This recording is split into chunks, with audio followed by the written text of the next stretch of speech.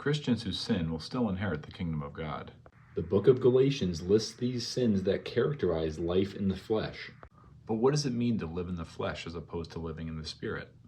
Paul is writing the Galatians to correct an error in the gospel.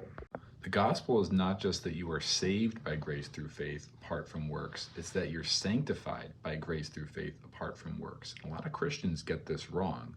Galatians 3:3 shows that Paul is not talking about salvation in the book of Galatians. He's talking about sanctification, how to live as a Christian and overcome sin.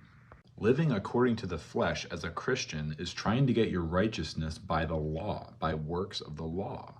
In the Hagar and Sarah analogy in chapter 4, we're told that living after the flesh as a Christian is living according to the law, trying to get your righteousness by the law.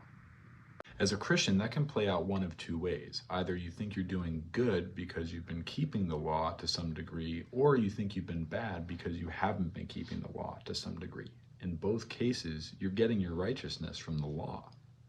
But if our righteousness comes from the law, then Christ died in vain. In fact, we are alienating ourselves from the power to overcome sin. Therefore, walking in the Spirit is walking in the righteousness we have by faith in Jesus Christ, the perfect righteousness we have. That is the righteousness we live in and we're told to walk in. We are called to overcome sin, but only as a son who knows he's been made perfectly righteous. Christians who walk by the law will end up living like unbelievers. But even Christians who struggle with sin have been made heirs of God's kingdom by faith in Jesus Christ.